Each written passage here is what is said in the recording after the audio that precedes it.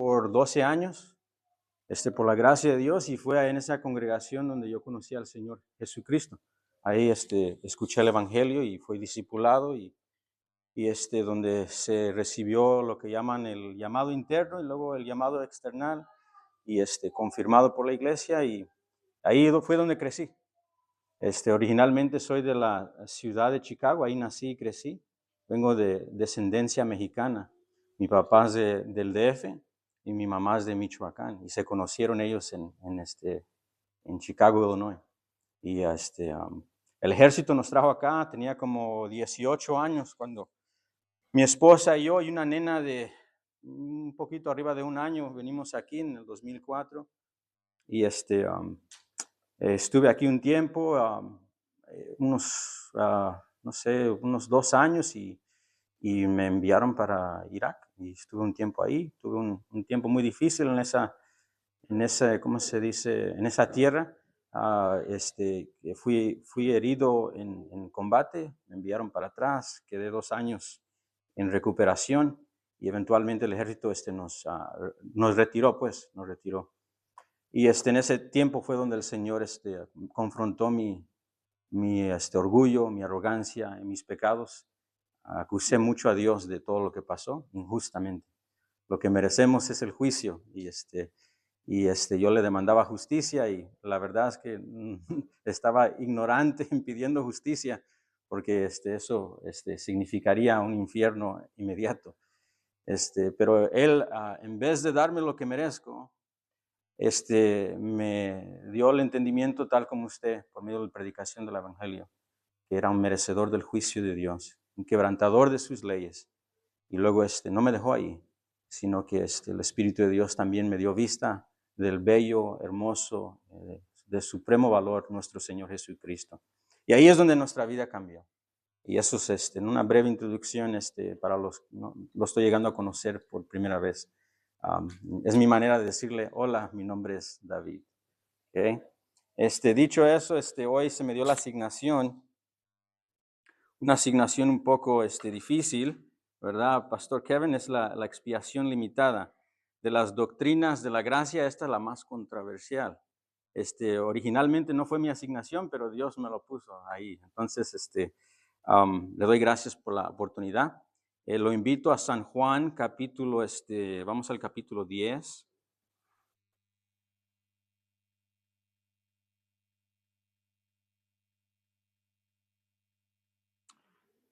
Vamos a leer del versículo 11 hasta el versículo 29. Mi deseo es cubrir el versículo 15 y versículo 14 y 15, ese es mi deseo. Pero para tratar de entender lo más posible en un poco más de trasfondo, empecemos con el versículo 11. Y si está a su alcance poder ponerse de pie, lo invito para la lectura, y si no, entiendo también. Y luego oramos juntos. Empezando con el versículo 11 son las palabras de nuestro Señor Jesucristo. Esta es la palabra del Trino Dios, la palabra inherente, infalible del Trino Dios. Dice así: yo soy el buen pastor su vida da por las ovejas, mas el asalariado y que no es el pastor, de quien no son sus propias las ovejas, ve al lobo que viene y deja las ovejas y huye, y el lobo las arrebata y esparce las ovejas. Así que el asalariado huye porque es asalariado y no tiene cuidado de las ovejas. Versículo 14, que será nuestro enfoque con el versículo 15. Yo soy el buen pastor y conozco mis ovejas, y las mías me conocen. Como el Padre me conoce y yo conozco al Padre, y pongo mi vida por las ovejas. También tengo otras ovejas que no son de este redil. Aquellas también me conviene o voy a traer, y oirán mi voz, y habrá un rebaño y un pastor. Por eso me ama el Padre, porque yo pongo mi vida para volverla a tomar. Nadie me la quita, mas yo la pongo de mí mismo. Tengo poder para ponerla y tengo poder para volverla a tomar. Este mandamiento recibí de mi Padre. Y volvió a hablar disensión entre los judíos por estas palabras. Él está hablando con los líderes religiosos. Am, y muchos de ellos decían, demonio tiene y está fuera de sí. ¿Para qué lo hizo? Decían otros, estas palabras no son de endemoniado. ¿Puede el demonio abrir los ojos de los ciegos? Esto es a referencia al capítulo anterior, donde sana a un hombre que nació ciego. Y se hacía la fiesta de la dedicación en Jerusalén, y era invierno, y Jesús andaba en el templo por el portal de Salomón, y rodeándole los judíos, y dijórenle, ¿hasta cuándo nos has de turbar el alma? Si tú eres el Cristo, dínoslo abiertamente. Respondiéndoles Jesús, os le he dicho, y no creéis. Las obras que yo hago en nombre de mi Padre, ellas dan testimonio de mí, mas vosotros no creéis, porque no sois de mis ovejas, como os he dicho. Mis ovejas oyen mi voz, y yo las conozco y me siguen. Y yo les doy vida eterna, y no perecerán para siempre, ni nadie las arrebatará de mi mano. Mi Padre que me las dio, mayor que todos es, y nadie las puede arrebatar de la mano de mi Padre. Podemos tomar nuestro asiento y lo invito a que oremos juntos. Padre, en el nombre de tu amado Hijo Jesucristo, continuamos nuestra adoración y reverencia ante ti, deseando escuchar lo que dice el testimonio de la Escritura, tu palabra. Tu palabra es inerrante e infalible, pero yo no lo soy. Te pido que nos llenes de tu Santo Espíritu, me ayudes a explicar precisamente lo que dice tu palabra. Nos ayudes a todos nosotros, llénanos de tu Espíritu para entender, que nos ilumines, que podamos conocer más de la gracia que nos has dado en Cristo Jesús. Haz esto para que crezcamos en santidad, que nuestra fe crezca en ti, nuestro amor aumente y vivamos vidas piadosas en esta era caída mientras esperamos el regreso de tu amado Hijo Jesús. Todo esto rogamos para tu fama, para tu gloria. En el nombre de Jesús. Amén. Mi asignación es expiación limitada, también se conoce como redención particular. Es una de las doctrinas más controversiales de las 5 doctrinas de la gracia.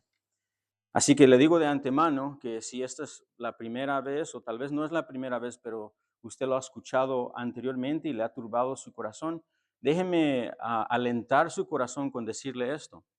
Y esto yo imagino que el pastor Kevin se lo dice frecuentemente, pero nosotros estamos obligados a las escrituras, ¿verdad? Entonces, si por alguna razón las escrituras no son expuestas, que ojalá nunca sea mi esperanza, no está obligado a sujetar su conciencia a ella. Pero si las escrituras, eso es lo que enseñan, entonces como un siervo, como un hijo y como una hija, sí están sujetadas nuestras conciencias a la palabra de Dios. Dicho eso, le quiero dar de antemano ese ánimo de que las escrituras son la autoridad sobre nosotros, ¿verdad? La regla. Estaba hablando con un pastor esta mañana, estaba predicando en inglés y me dijo el pastor, después del sermón, dijo, las escrituras son infalibles e inerrantes. Un pastor presbiteriano dijo, ellas son la regla de fe, doctrina y práctica. Y los dos decimos, amén, y nos tocamos el brazo, un bautista y un presbiteriano. El punto es, él es correcto, eso es correcto. Entonces, dicho eso, mi deseo es exponer qué es esta doctrina de la expiación limitada, y su trabajo es escuchar, examinar como los bereos y ver si estas cosas son así. Y luego, no solamente desde este púlpito, sino en su hogar, examinarlas. Y cualquier pregunta que tengan, lo bueno de ser un predicador visitante es que los problemas se los dejamos al pastor Kevin. Entonces, las inquietudes, yo imagino que se las pueden continuar trayendo a él durante la semana. ¿Está bien? Entonces, cualquier inquietudes, escríbanlas y luego ahí está su pastor que con mucho amor y paciencia estoy seguro que les puede contestar. Déjeme darle mi mapa, el esquema, para que sepan dónde voy a iniciar y dónde voy a terminar. ¿Okay? Si está tomando apuntes mentales o en mano, este es el mapa, el esquema de hoy. Quisiera darles una definición de la expiación limitada. ¿Qué es eso? ¿Qué es la expiación limitada? ¿Cómo se define? ¿Qué es? Segundo, también quiero darle un pasaje bíblico específico, aunque hay varios, pero pasaje bíblico sobre la expiación limitada.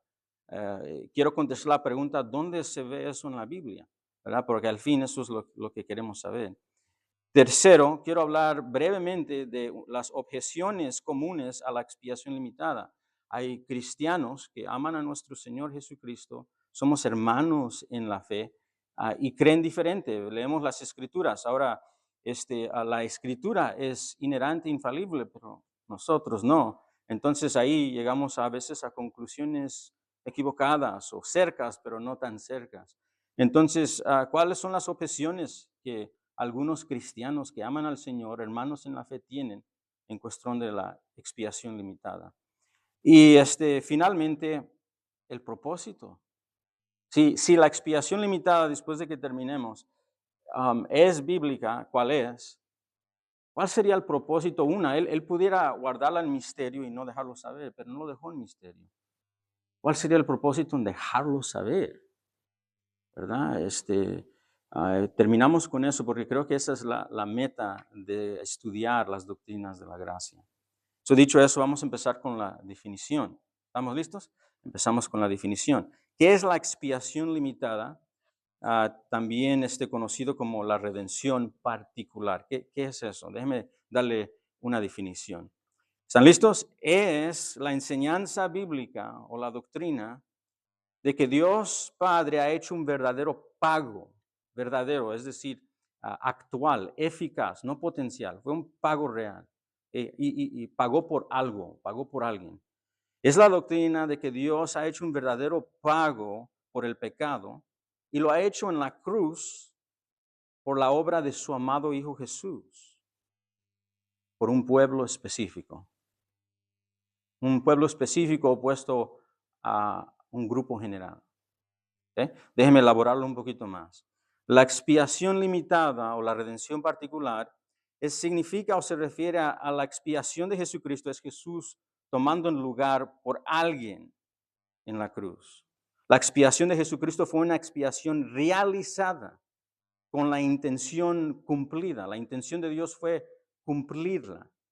La intención de Dios cumplirla para darle el perdón de pecados a sus elegidos. A veces la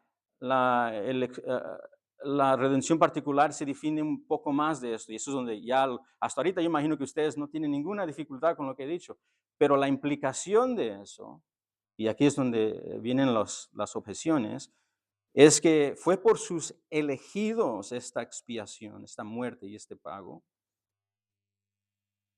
y no fue por cada persona que ha vivido en todo el tiempo, en todo el mundo. Fue por un pueblo específico.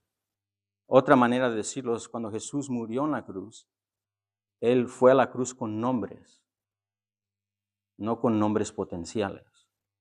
Fue a la cruz con gente específica en su mente para entregar su vida por ellos y hacer el pago pleno, satisfactorio, la ira de Dios satisfecha por alguien específico, gente específica.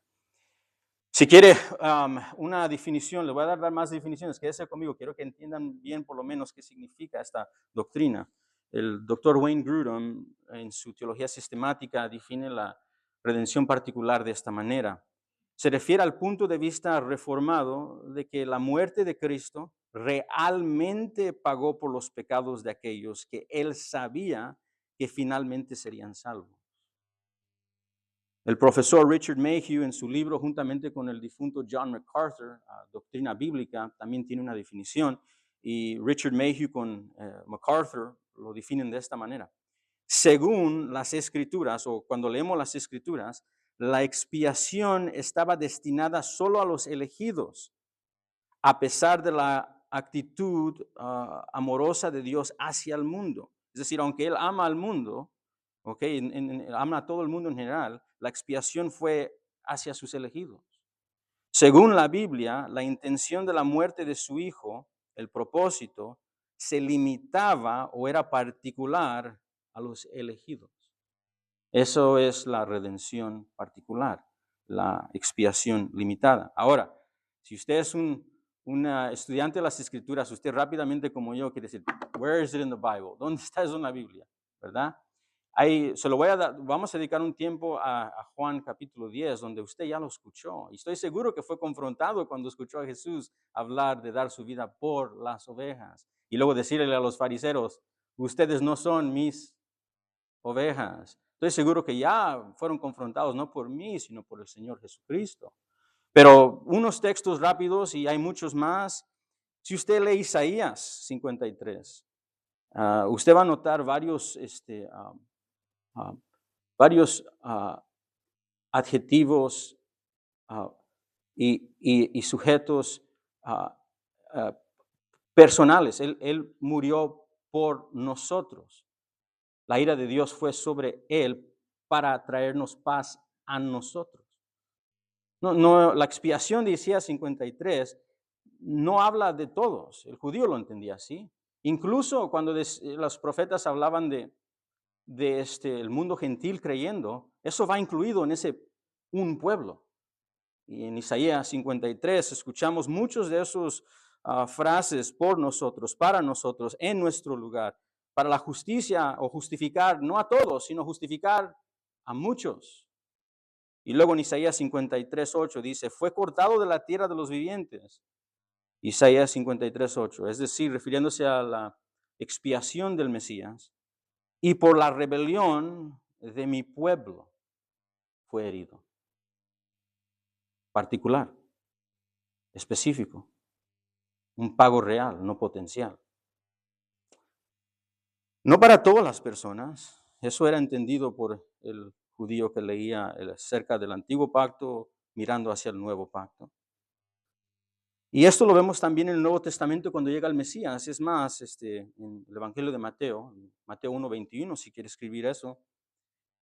Nosotros en la iglesia, en nuestra asamblea está estudiando Mateo. Hemos estado ahí por 3 años estudiando Mateo diligentemente y cuidadosamente.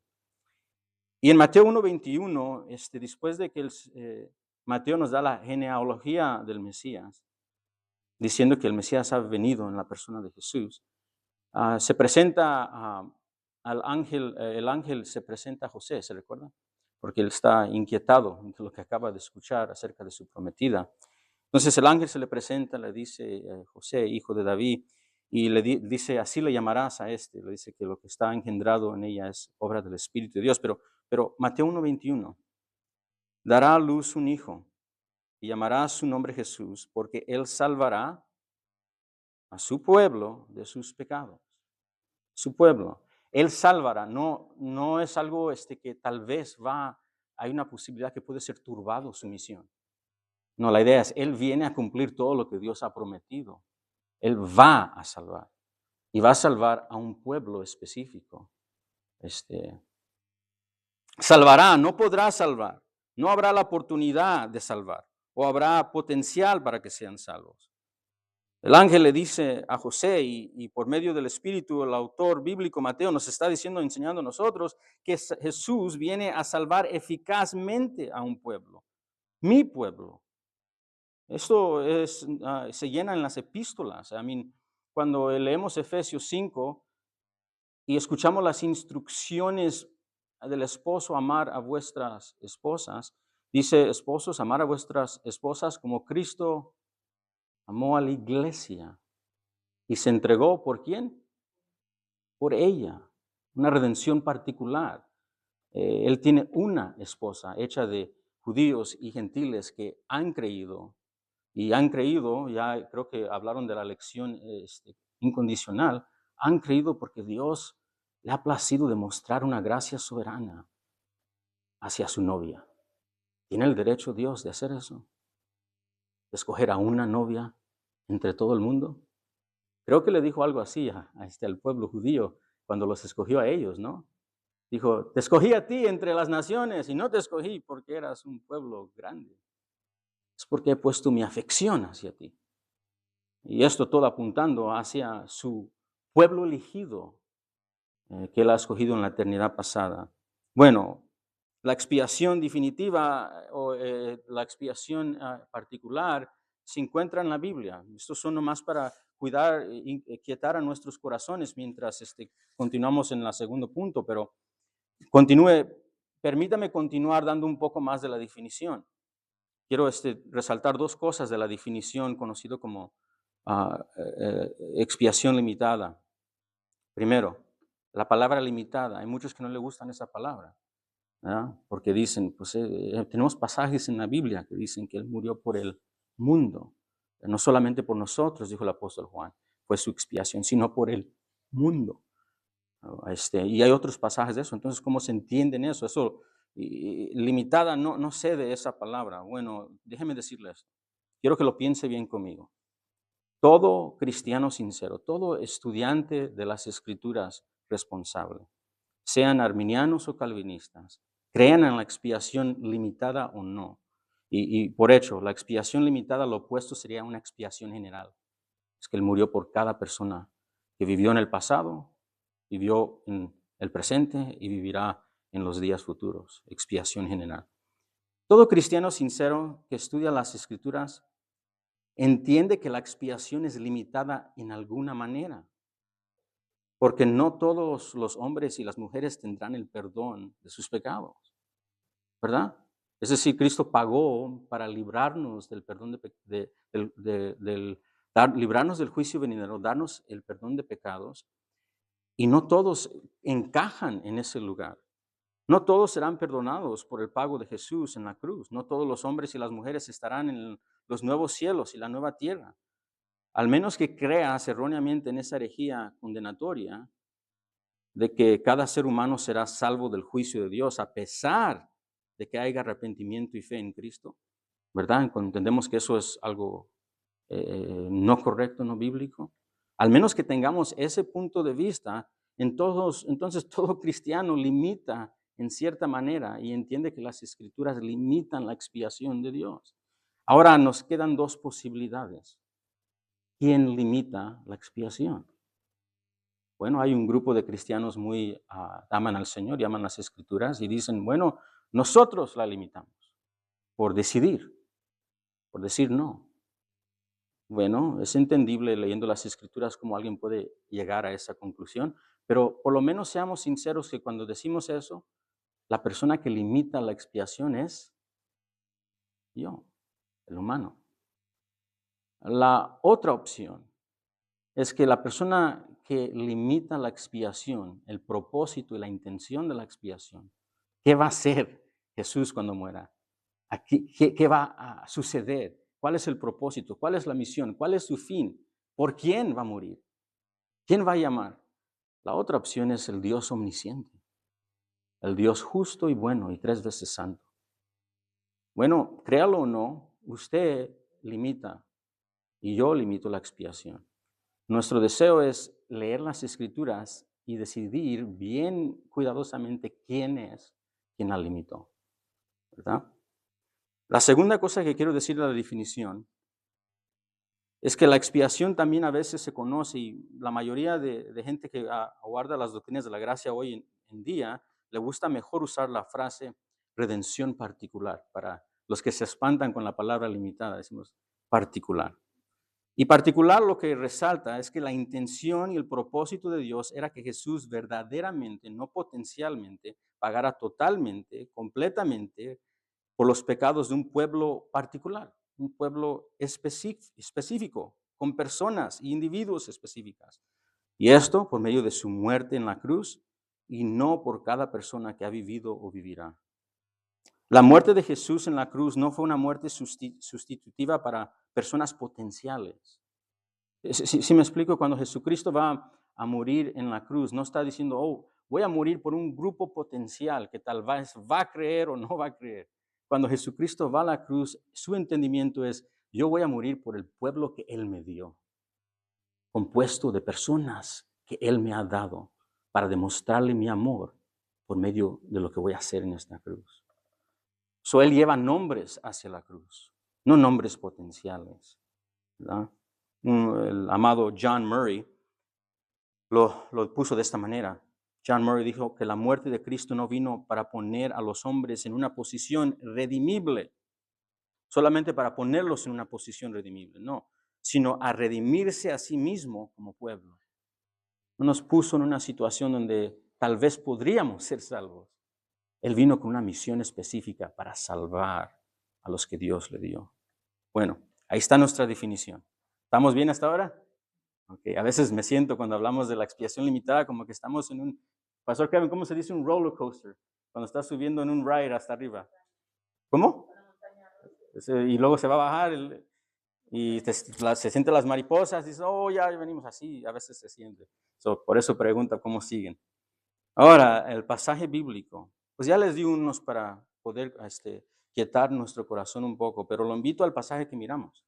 Lo invito a San Juan capítulo 10. En San Juan capítulo 10, déjeme darle un poco del contexto antes de brincar ahí.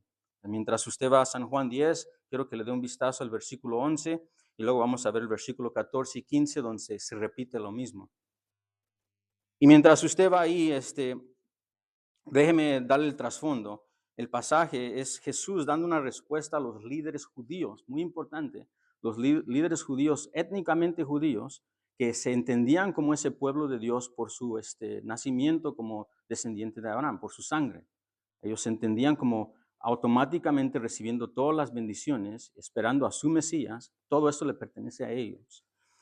Y no quieren recibir a Jesús.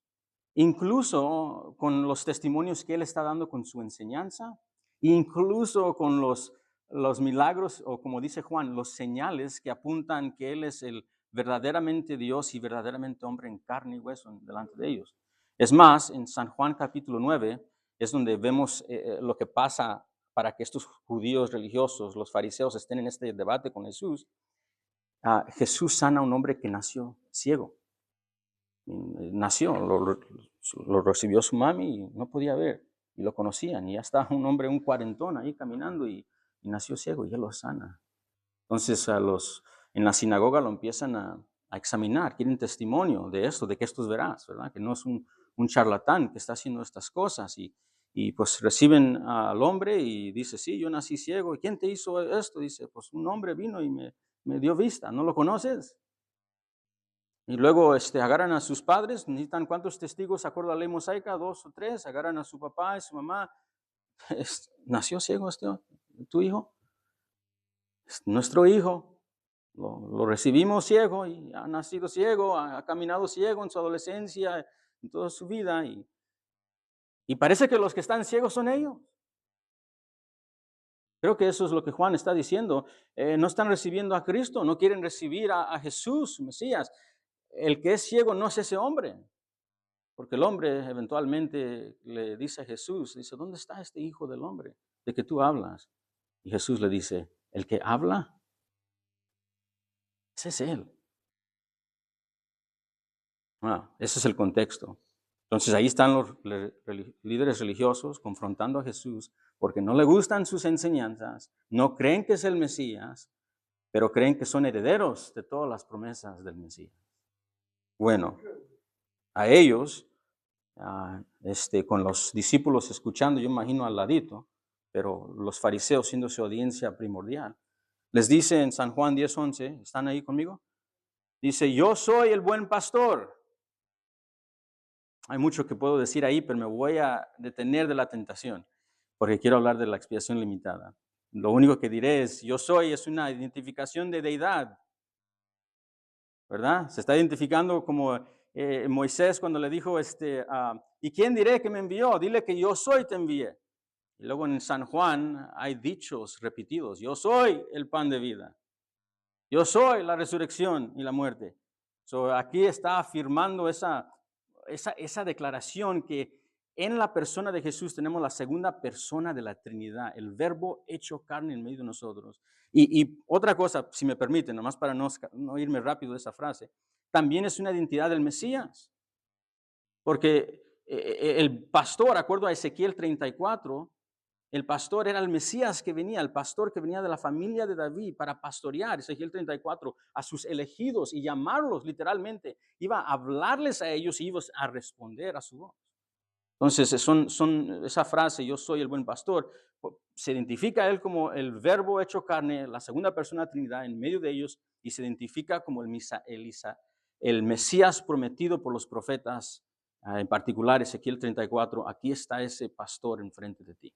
Bueno, y luego dice, el buen pastor su vida da por las ovejas, y va a repetir esto en el versículo 14 y 15, si me acompaña en el versículo 14, lo repite. Dice, yo soy el buen pastor, conozco mis ovejas y las mías me conocen, así como el Padre me conoce, y yo conozco al Padre, y de nuevo, y pongo mi vida por las ovejas. Bueno, quiero que veamos algunas cosas aquí. Primero esa frase, pongo mi vida por las ovejas. Esto es la repetición. ¿Sí lo vio dos veces? Repetición en el contexto hebreo es énfasis. No te lo pierdas. Esto es importante. Te estoy enseñando algo acerca del Dios y quién es Jesucristo y de la salvación. Pon atención. Esta es una referencia, pongo mi vida o entrego mi vida o doy mi vida por las ovejas. Es una referencia a la expiación sustitutiva de Jesús. Creo que lo podemos ver, ¿verdad? El pastor entregando su vida para salvar a las ovejas. Un comentarista lo puso de esta manera. La suposición o el entendimiento es que las ovejas están en peligro mortal y que en su defensa el pastor va a perder su vida y por su muerte van a ser salvos. Esto es referencia a San Juan 19, cuando nuestro Señor Jesucristo, después de hacer la oración intercesora no por el mundo, dijo, no oro por todos en el mundo, oro por los que tú me diste de entre el mundo. Y luego en San Juan 19 muere por los que él oró. Esto es claramente Jesús le está diciendo a sus oyentes, a estos líderes religiosos, le está diciendo que él va a entregar su vida por sus ovejas. Aquí es donde entra en juego la doctrina de la redención particular, todo lo que le hablé anteriormente. No es algo que ha inventado una persona, es algo que estamos leyendo en las Escrituras. Y luego mira la segunda frase, pongo mi vida es la expiación, y luego dice, pongo mi vida por las ovejas. Las ovejas significa en nombre de las ovejas, en el lugar de las ovejas. Por las ovejas en oposición a los que no son sus ovejas. Significa el lugar de las ovejas, no en lugar de todos los que no califican o no son, más bien califican no es la manera correcta, que no son identificados como sus ovejas, esa es la manera correcta. Da su vida por las ovejas como sustitución de las ovejas, en oposición a aquellas por cual él no va a ser sustituto, por lo menos en la manera de expiar sus pecados. Y si me permite decir algo, primera de Samuel, no sé si se recuerda usted que Elías el sacerdote no reprendió a sus hijos, ¿se recuerda? Y Yahweh está bien molesto con cómo él manejado la situación. No sé si se recuerda que él reprende a Elías e incluso le quita a sus hijos y le quita a él su vida. Y le dice algo muy importante, dice, nunca habrá expiación para ti, en tu linaje. Expiación. Esta idea no debe de ser nueva, lo que le quiero decir. Entonces, continuamos. Dice, por sus ovejas. Ovejas, mira esa frase en el versículo 11 y luego repetida en el versículo 15. Ovejas no se refiere a todas las personas que han vivido. Jesús está afirmando y enseñando que su muerte salvadora en la cruz sería exclusivamente para una oveja o ovejas en particular, una oveja específica. Ahora, si usted está diciendo como un lector y un estudiante cuidadoso de las Escrituras, pues bueno, él está hablando con gente del primer siglo. ¿Estás diciendo que después del primer siglo él no murió por nadie más? No. Mire el texto en el versículo 16. También tengo otras ovejas que no son de este redil. Aquellas también me conviene traerlas o voy a traerlas y oirán mi voz y habrá un rebaño y un pastor.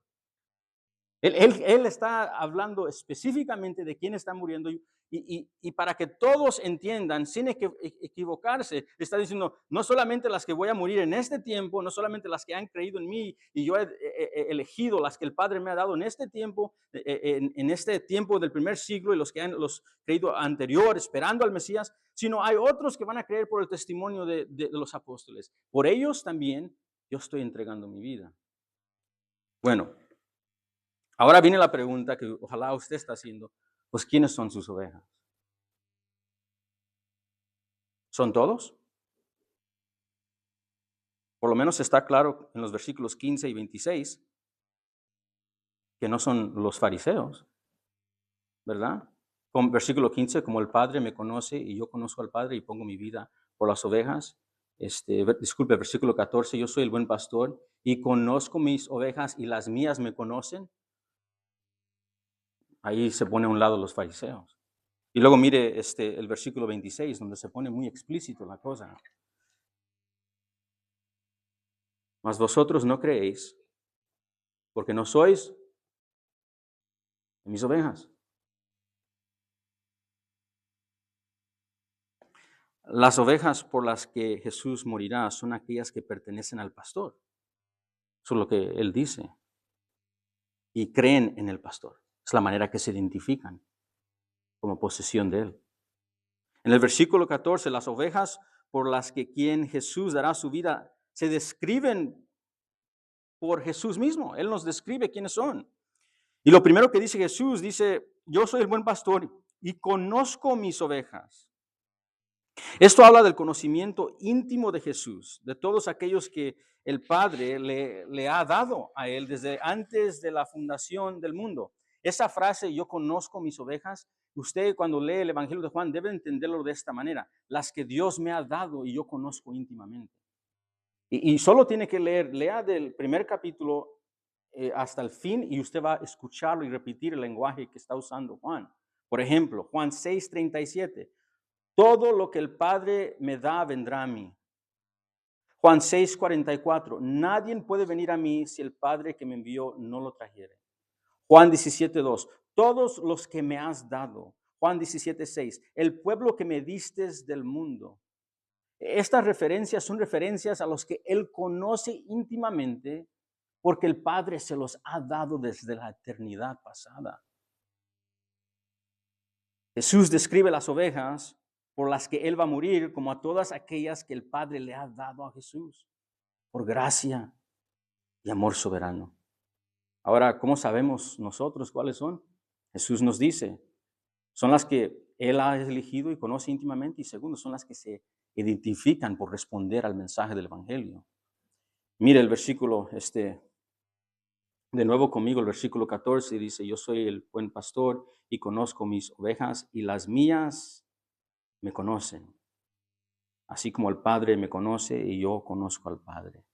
¿Qué significa eso? Bueno, Jesús describe esta intimidad como la misma confianza amorosa y la misma relación íntima que tiene con su Padre y se obtiene por medio de creer. Escuchar en el hebraísmo o en el mundo hebreo no es solamente escuchar intelectualmente, es escuchar con tu mente y creer y por lo tanto sigues. Involucra todo junto, escuchar con tu oído y creer y obedecer. Es arrepentimiento y fe, es la manera que nosotros hablamos de esto en el Nuevo Testamento. Y Él está diciendo que sus ovejas se definen no solamente por la elección soberana de Dios que has conocido íntimamente desde la fundación del mundo, cual el Padre le ha dado al Hijo, se identifican, no a Jesús, Él las conoce, se identifican en el mundo por medio de responder a Jesús. Déjeme tomar oportunidad de decir esto. Algunos, no todos, pero algunos batallan sin saber si en verdad son de Cristo. No sé si hay alguien así aquí, pero si es usted, esta es una de las maneras. Y lea primera de Juan, donde él da las exámenes si eres de Jesús. ¿Cómo ha respondido a Jesús? ¿Crees que Él es el Mesías, el Hijo del Dios viviente, nacido del linaje de David, hijo de Abraham? ¿Has escuchado el glorioso evangelio que aunque estábamos muertos en nuestros delitos y pecados, dignos del juicio justo de Dios por quebrantar sus leyes, rebeldes, amábamos y sin Él seguimos amando lo que Dios odia? Pero luego alguien te trajo ese glorioso evangelio, las buenas nuevas, que aunque somos merecedores del juicio, Dios ha cumplido sus promesas de enviar al Mesías, la simiente que viene de la mujer, aplastar la cabeza del serpiente y restaurar la comunión y la unión con el Padre. No porque lo merecemos, lo que merecemos es juicio, sino para demostrar su gracia y su amor hacia pecadores inmerecedores. Y misericordia, por definición, es inmerecida. Luego el Espíritu Santo. Tuvo que ser el Espíritu Santo que te dio vida, porque antes de eso no creías, no lo buscabas, no lo amabas. Donde el nuevo pacto fue realizado por medio de los profetas, donde el Espíritu Santo agarró el corazón de piedra y te dio un corazón de carne. Como el hombre ciego, que nació ciego, ahora Él te dio vista y vistes a Jesús. Sí, te vistes desnudo delante del juicio de Dios, justamente bajo su condenación, merecedor del infierno y mucho más que de lo que podemos entender intelectualmente. Pero ahí vimos esa cruz. Se nos predicó acerca del Señor Jesucristo que murió en el lugar del culpable para todo aquel que creyera en Él. Y escuchaste no una voz audible, escuchaste un llamado eficaz. Te dijo, mi hijo, ven acá. Eres mío. Eres mío. Quiero animar al que esté dudando. ¿Crees en Él? ¿Crees en Jesús? No tienes que dudar si crees en Él. Él te ha amado de esta manera. Bueno, que reciba consuelo hoy el que duda, cuando ya ha creído en el Señor Jesucristo y ha entregado su vida en arrepentimiento fe a Él. Continuamos, todo para decir que las ovejas son identificadas como los que soberanamente han sido dadas al Hijo y Él conoce íntimamente, y son identificadas como las que responden en fe y arrepentimiento a Jesús. Creo que el doctor John Piper resume bien lo que estamos viendo aquí, y él dice lo siguiente: en el Evangelio de Juan, las ovejas no son todos. Más bien son aquellos a quienes Dios ha elegido y ha dado al Hijo. Su fe es posible porque son ovejas. Ese es el versículo 26. No crees porque no eres de mis ovejas, le dijo a los fariseos. Bueno, ¿enseña la Biblia una redención particular, una redención específica? ¿Enseña la expiación limitada? Realmente quiero que veamos esto en la Biblia y no en mí, y no en el pastor Kevin, y no en Juan Calvino, y no en ninguna otra persona, no en B.B. Warfield. No. Véanlo en Jesús enseñándolo. ¿Está la redención particular? Realmente quiero que veamos esto en la Biblia y saquemos nuestras conclusiones de la enseñanza de nuestro Jesús, Señor Jesús y sus apóstoles, y del Trino Dios que nos ha dado su palabra inerrante e infalible en los 66 libros del canón. El testimonio de Dios, donde en las Escrituras, cuando las Escrituras hablan, Dios habla. Quiero que consideren las Escrituras. Considere la oración incluso del sumo sacerdote Jesús antes de dar su vida por sus ovejas. Juan 17, 6 al 9. Juan 17, 6 al 9, el Señor Jesús en su oración intercesora como el sumo sacerdote dijo: he manifestado tu nombre al pueblo que me diste del mundo. Tuyos eran y tú me los diste y han cumplido tu palabra. Versículo 9, estoy orando por ellos y no estoy orando por el mundo. Ojo. Porque si van a hablar del mundo en Juan 3:16, deben de recordar cómo usa Juan la palabra mundo.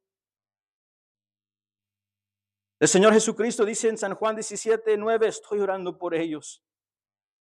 No estoy orando por el mundo, sino por aquellos que me has dado, porque son tuyos. Y luego muere por nombres específicos. Ok, objeciones comunes. Tercer punto, objeciones comunes. Bueno, buenos hermanos en la fe que amo, quiero, respeto, estimo, son mis hermanos cristianos. Comemos juntos, hablamos juntos y vamos a continuar a hablar juntos y comer juntos. Y en el cielo, nuestro Señor Jesús arregla todas nuestras doctrinas erróneas para los que son elegidos. Bueno, nos dicen cosas como, ¿qué tal de esos pasajes que parecen contradecir la doctrina de la expiación limitada? Uno de los más famosos, usted lo va a escuchar, se encuentra en el Evangelio de Juan, irónicamente después de que Jesús ya nos enseña estas cosas. Porque de tal manera amó a Dios al mundo que ha dado su vida, ha dado su Hijo unigénito para que todo aquel que en Él crea no se pierda, todo aquel, mas tenga vida eterna. A esto le digo a mi amado hermano y hermana en la fe que cree una expiación general, le digo, claro que sí, claro que sí. Voy a ir en contra de lo que dicen las Escrituras. Eso es exactamente lo que enseña la Biblia, ¿verdad? La Biblia dice que todo aquel que cree en Él no perecerá. La Biblia dice que Dios entregó su Hijo para el mundo y luego define quiénes son. Los que creen en Él, claro que sí. No veo ninguna contradicción en el texto. Es más, Juan nos habla de eso más adelante en San Juan 10 y en el resto del Evangelio para definir lo que Él quiere decir con el mundo. Y en esas frases donde dicen todo aquel o todos o incluso el mundo, quiero que escuchemos bien. Esto no tiene nada que ver con el mandamiento de predicar el evangelio a toda criatura. Mucha gente dice, Juan 3:16, si tú crees en la expiación limitada, entonces, ¿cómo vas a predicarle a todos? Bueno, respuesta, Él nos mandó a predicarles a todos. Respuesta, Él entregó su vida para cualquiera que responda en fe en Él. En el ejército teníamos un dicho de esta manera que decía, cuando nos decían hacer algo o llevar a cabo una misión que no entendíamos en totalidad, pero que se nos dio desde arriba, por decirlo así, y nos decían, tienes que hacerlo. Ok, está bien. Y luego dicen, ¿por qué estás haciendo eso? Dice, me mandó el general o me mandó el capitán. Eso. Le digo, it's above my pay grade. Decimos, es arriba de mi rango de pago, es decir, esas decisiones fueron tomadas arriba de mi capacidad. Sí, no debemos entender todo, pero sí debemos entender lo que sí se nos ha dado en las Escrituras. Y Él nos ha mandado a predicar a toda criatura y se predica exactamente así. Que si hoy hay un pecador aquí, hay un pecador que no ha puesto fe genuina, no hay un arrepentimiento sincero y no ha puesto fe genuina en el Señor Jesucristo. Si tú crees en el Señor Jesucristo, serás salvo. Esto no es un engaño de parte del Trino Dios para decirte, oh, jaja, no es cierto. Él te está ofreciendo algo legítimo, pecador, que crees en Él. Serás salvo. La aplicación de la redención es tuya. Así que responden arrepentimiento y fe. Segundo, este texto como Juan 3:16 y otros, esto no contradice en absoluto la doctrina de la expiación limitada. La expiación limitada dice que Jesús murió por los elegidos y todos los elegidos van a creer. Todos los que el Padre atrae vendrán a Él. Sus ovejas, esa es la manera que dijo Jesucristo, sus ovejas escucharán su voz. Quien crea en Jesús será salvo sin excepción. Otras objeciones comunes son todos esos pasajes donde dice todo. Por ejemplo, hay un solo mediador entre Dios y los hombres, Jesucristo, que se dio a sí mismo en rescate por todos. Primera de Timoteo 2, 5 y 6, y otros pasajes similares. Y la respuesta de los que no aceptan las Escrituras, en mi opinión, y la enseñanza de la expiación limitada, pues ellos dicen, todo significa todo. ¿Verdad? Déjeme decirle algo de la hermenéutica. A mí me ha dado Dios una gracia inmerecida de poder enseñar en un colegio bíblico acerca de la hermenéutica. Una de las cosas que intento de enseñarle a los alumnos es esto. Muchas, pero una de las es, para interpretar cualquier palabra, vea el contexto o vas a hacer errores grandes. Y uno de los ejemplos que doy es que una vez, como nuevo creyente, estaba visitando una iglesia y el predicador estaba predicando sobre San Mateo capítulo 3 y 4, y en particular estaba hablando de Juan el Bautista, ¿verdad? El precursor. Y dijo, su texto clave fue, y cuando venga el que es mayor que yo, dice, él bautizará con el Espíritu Santo y fuego. Entonces él le dijo a todos, dijo, ustedes tal vez han sido bautizados con el Espíritu Santo, pero ¿quién aquí ha sido bautizado por el fuego de Dios? Y pues yo dije, pues yo no, ¿verdad? Dije, yo no sé qué es eso, pero yo no. Y yo dije, pues estoy mirando que no soy el único con la mano arriba. Dice, pues aquí dice el Señor, dice Juan el Bautista, que Él viene, el Mesías, a bautizar con el Espíritu Santo y fuego, y tú necesitas este bautismo. Entonces al fin de su sermón, este era su punto grande, nos invitó a todos para ser bautizados con el Espíritu Santo y fuego. Y ahí suben todos, y yo también subí. Y al rato leí el resto del texto. Y el fuego es un fuego escatológico en cual Él va a consumir a todos sus enemigos, el Señor Jesucristo. Y de repente dije, no quiero ese bautismo, no quiero ese bautismo. Yo me quedo con el bautismo de regeneración y de misericordia. No quiero ese bautismo. Dicho eso, cuando leamos textos como el 1 Timoteo 2 o 1 de Juan 2:19 y leamos textos de esos, lo único que le pido, como si puedo hablar como que si estuviera delante de mis alumnos, sean cuidadosos cómo usa la palabra todo, paz, el autor. Si la está usando de esa manera. Creo que si leemos el contexto, la manera que los están usando los apóstoles, no son todos sin excepción, son todos sin distinción. Déjeme, vaya conmigo a Apocalipsis, vaya conmigo al capítulo 5.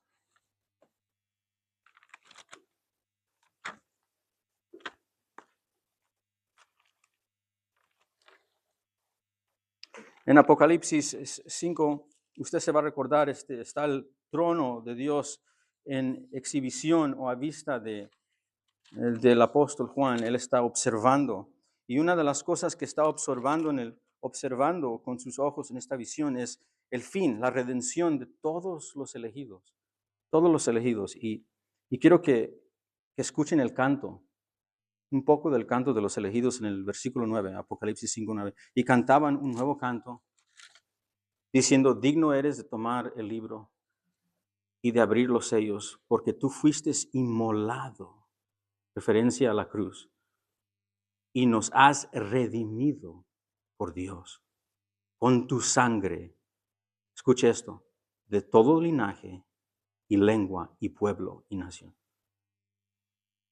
Todo. Redimió. Pero en ese número no están todos. Están todos de cada tribu, lengua y nación. Esa es la manera que los autores están hablando de todo. Incluso en 1 Timoteo 2, le dice, oren por todos. ¿Quiénes son los todos? ¿Todos sin excepción o todos sin distinción? Por los gobernadores, por los reyes, oren por todo tipo de persona que se encuentra ahí. Oren por tus enemigos, oren por tus abuelitos, oren por tus vecinos, oren por los oponentes, oren por todos. Bueno, hay mucho más que decir acerca de las objeciones, pero solo una recomendación, un deseo, y es que incluso nosotros, si usted cree en la expiación y ha entendido la expiación limitada como las escrituras lo enseñan, que siempre veamos el contexto en cómo se están usando las palabras. Al fin, la autoridad de las escrituras no somos nosotros, es el autor bíblico, el Espíritu de Dios por el autor bíblico. Él decide lo que está diciendo. Bueno, déjeme ir a la conclusión. ¿Cuál sería el propósito de darnos esta doctrina? ¿Por qué? Y esto me llamó la atención. Estaba estudiando San Juan 10 esta semana y dije, Señor, mira, te voy a hacer una pregunta, pero te la voy a hacer muy reverente. Nomás porque tengo inquietud, tal vez como usted. ¿Por qué le dejaste saber a los fariseos esto? Entiendo por qué se lo dices a los elegidos, ¿verdad?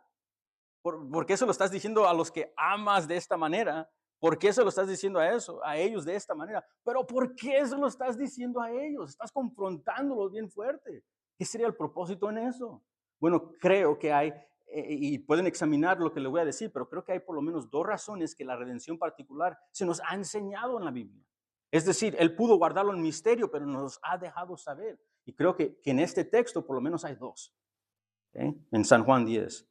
Primero, la enseñanza de la expiación limitada creo que tiene la intención de servir como un testimonio de advertencia para todos los hombres que afirman ser ovejas de Dios, aparte de la fe en Cristo. Déjeme explicarle. Si usted regresa a San Juan 10, 11, versículo 14 y mira el versículo 26, está claro que este mensaje en San Juan 10 está dirigido a los oponentes de Jesús. Incluso nosotros leímos que dijeron que este hombre anda endemoniado, ¿se recuerda? Eso fue la respuesta a lo que enseñó Jesús. Este hombre está endemoniado. Eran los judíos y los judíos religiosos de los más estrictos, los fariseos. Estudiaban el Tanakh, estudiaban el Torah, conocían a Moisés, conocían a Abraham, pero no reconocieron al Mesías, cual testificó Abraham y cual testificó Moisés. Es a ellos que les está diciendo esto, a los que son estrictamente religiosos externamente, que piensan que pueden ser justificados por sus propias obras, cualquiera que ellas sean, puedan ser justificados ante Dios, entrar al reino de los cielos, aparte de la expiación de Cristo. A ellos los está confrontando. ¿Por qué Jesús le dirá estas cosas? Como pongo mi vida por mis ovejas y luego le dice, tú no eres mis ovejas porque no crees en mí. Bueno, creo que la idea aquí es una advertencia de testimonio misericordioso. Dice que el juicio de Dios es justo para ellos. Él no está haciendo ninguna injusticia por los que Él nos salva. Porque Él nos salvó al diablo cuando se rebeló. Nos salvó a los ángeles cuando se rebelaron. ¿Quién nos creemos nosotros? De que nosotros nos tiene que salvar. Y sí a nosotros tiene que proveer expiación. El demonio no se atreve a decir tal cosa. Esto es para dar un testimonio a los que verdaderamente no son de Él, para decirle, es justo el juicio de Dios porque rechazas al Mesías voluntariamente. Sí, voluntariamente. Y no te puedes justificar aparte de Él. Será un infierno eterno, pagando la ira de Dios. Lo que Jesucristo hizo en la cruz. Creo que es para confrontarlos. Pero es para decirle, estás muy mal. No hay salvación aparte de Jesús. Y segundo, creo, esta es más clara en las Escrituras, que la expiación limitada se la ha dado a su iglesia en conocimiento de la doctrina como una demostración del asombroso amor inigualable de Dios por sus ovejas. Murió por ti. Charles Spurgeon dijo que su doctrina se puede resumir de esta manera. Jesús murió por mí. No sé si eso te pega. ¿Por mí?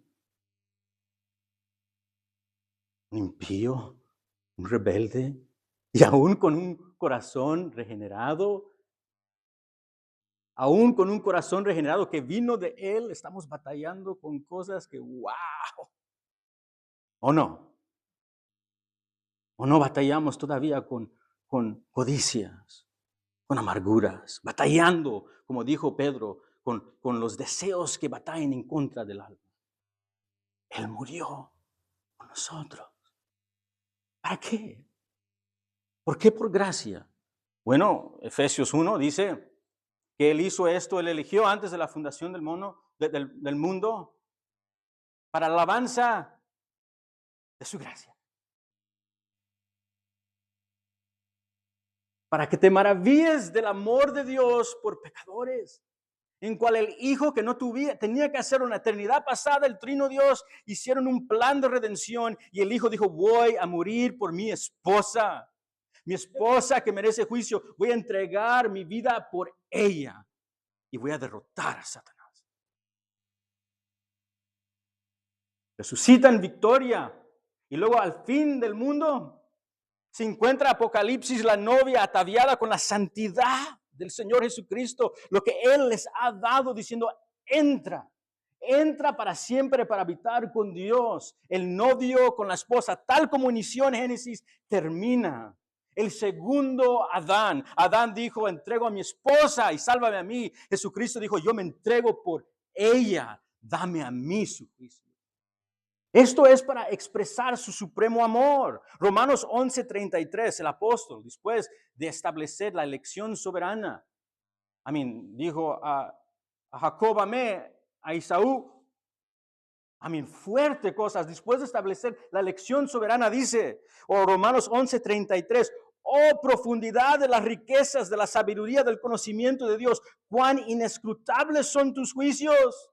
Y cuán inescrutables son tus caminos. Él no, es como que si estuviera como enfrente de esa visión de Isaías 6 y ve la gloria de su Dios y ve el acercamiento y la misericordia de que no lo consume. Y dice, ¿por qué no me consumes? Por lo que ha sido sacrificado en el altar. Y él dice, ¡ay de mí! ¡Ay de mí! Efesios 3:21, después de establecer en los primeros 2 capítulos la elección soberana, la elección incondicional, el llamado eficaz en Efesios 1:13 y 14, la depravación total en Efesios 2, después de establecer las doctrinas de la gracia, en Efesios capítulo 3:21 dice, a Él sea la gloria, ¿dónde en el mundo? En la iglesia. Y la iglesia va a llenar el mundo. A Dios sea la gloria en la iglesia y en Cristo Jesús por toda la generación, por todos los siglos de los siglos. Amén. ¿Por qué por qué ha hecho estas cosas de esta manera? ¿Y por qué nos enseña acerca de la expiación limitada? Es para que los elegidos respondan con alabanza, con humildad. Este hecho de que calvinistas orgullosos es un oxímoron, no existe. El que verdaderamente ha entendido las doctrinas de la gracia y lo que Cristo ha hecho por nosotros, su corazón está lleno de alabanza, de elogio, maravillándose de lo que Dios ha hecho por un pecador como nosotros. Es por eso que Pablo puede decir, yo soy de los peores. Él es el todo. Para Él me entrego. Para mí vivir es Cristo y para mí morir es Cristo. Es por eso que su afección está puesta en Cristo Jesús. Si usted quiere que su afección, su voluntad y su mente esté saturada con una vida para Cristo, no ignore las doctrinas de la gracia. Maravíllese del Dios que nos ha amado de esta manera. Que los corazones de los elegidos sean llenos de gratitud, de alabanza. Una vida entregada a la santidad del Redentor. Bueno, termino con una cita. Richard Phillips, en su libro o librito maravilloso, ¿qué es tan grande acerca de las doctrinas de la gracia? Dice lo siguiente. Las doctrinas de la gracia, ¿cuán grandes son? Si realmente creemos en la enseñanza de la Biblia sobre la gracia soberana, poderosa y eficaz de Dios, las doctrinas de la gracia no solo serán muy amadas, sino que ejercerán una influencia radical en toda nuestra actitud hacia Dios, hacia nosotros mismos, hacia la vida presente y hacia la vida venidera. Tal vez estés cargado de problemas y pruebas. Muchos cristianos lo son. Sin embargo, todavía tienes todas las razones para regocijarte, porque eres elegido para Dios. Sangre comprada por el Hijo y sellada por el Espíritu Santo para una eternidad de gloria. Tal vez seas pobre, pero en Cristo puedes saber que una herencia gloriosa está reservada para ti. Tal vez estés enfermo o incluso muriendo, pero puedes saber que lo que se siembra es perecedero. Lo resucitado es incorruptible. La salvación que Dios ha comenzado en ti, Él la completará. Aquellos a quien Dios ha hecho nacer de nuevo, Él los llevará a la perfección gloriosa. Conocer y regocijarse en la gracia preservadora, completa y perfeccionadora de Dios le permitirá recostar la cabeza en paz por la noche y levantarse con energía para vivir para Dios con alegría cada día. Él termina con esto. Resumiendo todas las doctrinas de la gracia, esto es lo que es tan grande. Aquellos que conocen y confían en la gracia de Dios, que todo lo consume, la gracia del Padre, la gracia del Hijo y la gracia del Espíritu Santo, son llevados o dirigidos para vivir para su gloria, que todo lo consume. Es por eso que estudiar las doctrinas de la gracia es importante para la iglesia, para responder con una alabanza continua de palabra, de mente, de afección y de voluntad. Oramos juntos. Buen Padre, te doy gracias por tu amado Hijo Jesucristo y te doy gracias por esta preciosa iglesia que es tuya a precio de sangre. Te pido que esta enseñanza sea de beneficio para nosotros y para ellos. Te pido que tu Espíritu Santo use esto para nuestra santidad y tu exaltación. En el nombre de Cristo Jesús. Amén. Gracias, hermanos, por la oportunidad.